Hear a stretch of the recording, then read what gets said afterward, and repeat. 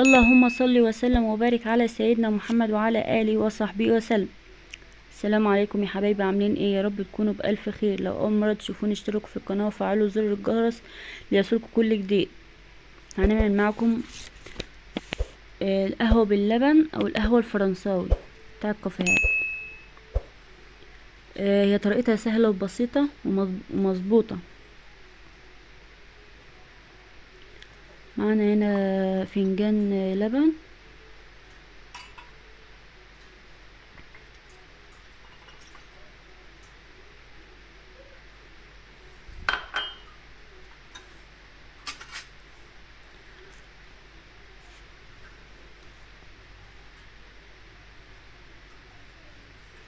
ونص معلقة سكر، وهنقلبهم مع بعض.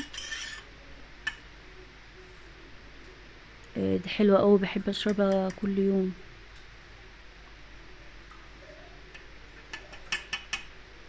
هنحط معلقة قهوة وهقلبها كده وارجع لكم. هنحطها على النار.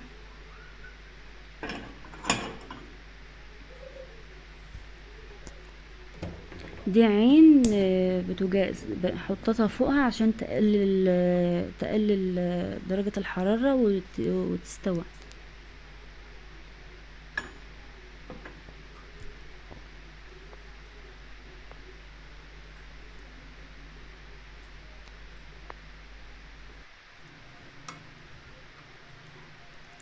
كده بعد ما غلت معانا شوية هنقلبها بالمعلقة، بس ما تقلبوش فيها كتير عشان وشها ما تروحش، يا دوبك بس تقليبه بسيطة كده.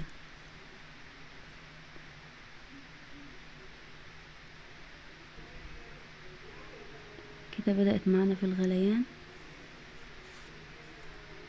بسم الله ما شاء الله، وشها حلو قوي.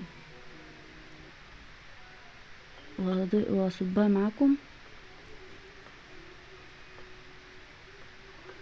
شايفين وشها تقيل قوي ازاي؟ بصراحة حلوة قوي.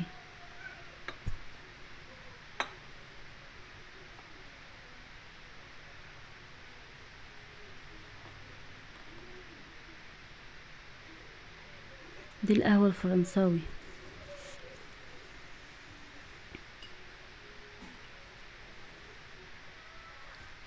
جميلة قوي يا بنات، ياريت تجربوها.